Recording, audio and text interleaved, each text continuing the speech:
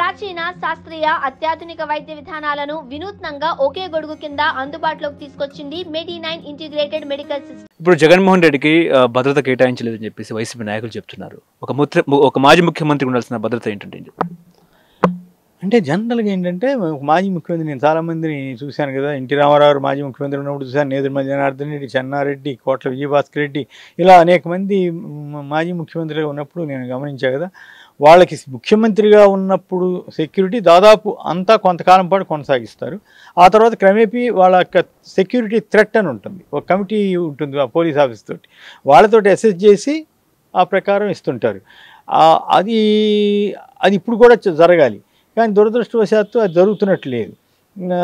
కేవలం ఇంటి దగ్గర కూడా మామూలుగా అయితే నాకు తెలిసి నేదురుమల్లి జనార్దన్ రెడ్డి గారు మాజీ ముఖ్యమంత్రి అయిన తర్వాత కూడా నక్సలైట్ థ్రెట్ అవన్నీ ఉన్నాయని చెప్పి ఆయన ఇంటికి గుమ్మంకి ఇంటి రోడ్డుకి కొంత దూరం ఒక 50 మీటర్లు 100 మీటర్ల అవతలే ఒక బ్యారికేడ్ ఉండేది. బ్యారికేడ్ అనండి, లేకపోతే గేట్ లాంటిది ఉంటుంది కదా. అట్లాగే చంద్రబాబు గారి ఇంటి దగ్గర కూడా మాజీ ముఖ్యమంత్రి అయినా కూడా అది కంటిన్యూ అయింది. సో ఎందుకోసం? వాళ్ళ నాయకులు వాళ్ళు ప్రజాజీవనంలో ఉన్నారు, వాళ్ళు వాళ్ళ మీద కొందరికి ఇది ఉండొచ్చు, ఆ భద్రత అనేది ఉండాలి అని ఉద్దేశంతో చేస్తారు. చివరికి లోకేష్ గారు కూడా భద్రత తెచ్చుకున్నాడు కదా కేంద్రం నుంచి. అలాంటిది ఒక మాజీ ముఖ్యమంత్రి ఇంటి దగ్గర భద్రత లేకపోవడం, అలాగే మిర్చియార్డుకి వెళ్తే పోలీసులు పట్టించుకోకపోవడం. ఇప్పుడు సపోజ్ అంత జనంలో వెళ్తున్నప్పుడు ఆయన పార్టీ వాళ్ళని లైన్లో పెట్టి ఏమంటారు రోప్ పార్టీగా మార్చుకుని చేసుకుని కింద వెళ్ళారు. కానీ అది అక్కడ ఏం జరగలేదు కాబట్టి సరిపోయింది. చిన్న గొడవ ఏదన్నా అయితే ఎంత ప్రమాదం, రాష్ట్రం అంతా కూడా గగ్గోలైపోద్ది కదా, అగ్గి మీద గుగ్గిలంలాగా మారద్దు కదా. ఎంతగా ఆయనకి ఇప్పుడు చూస్తున్నాం కదా, తండోపతండాలుగా జన తరంగాలుగా వస్తున్నారు కదా. ప్రభుత్వం మీద వ్యతిరేకత అనండి, జగన్ గారి మీద అభిమానం అనండి, ఏదన్నా కానివ్వండి. సో ఇటువంటిప్పుడు ఏంటంటే పోలీస్ బాధ్యత, ప్రభుత్వం బాధ్యత. ఒకవేళ ముఖ్యమంత్రి కానీ ఇంకెవరైనా మంత్రి చెప్పినా కూడా వీళ్ళు వినకూడదు, వీళ్ళ డ్యూటీ వీళ్ళు చేయాలి. అట్లాంటివి చెప్పొద్దు సార్ అని చెప్పాలి.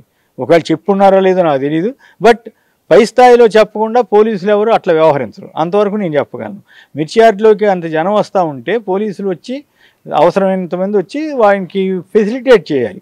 ఆయన ఏమి రాజకీయ సభ కాదు కదా, అది రైతుల్ని ధరలేక వెళ్ళాడుతున్న రైతుల్ని పరామర్శకి వెళ్తే పోలీసులు పట్టించుకోకపోతే అది ఎట్లా తప్పు కదా. సో అందువల్ల అది ఖచ్చితంగా జెడ్+ భద్రత లేకపోతే ఇంకోటి అనేది పక్కన పెడితే ఒక మాజీ ముఖ్యమంత్రిగా ఆయనకి ఇవ్వాల్సిన గౌరవం ఆయనకి ఇవ్వాలి, ఆయన హోదా ఆయనకి తగ్గట్టుగా ఆయనకి భద్రత కల్పించాలి.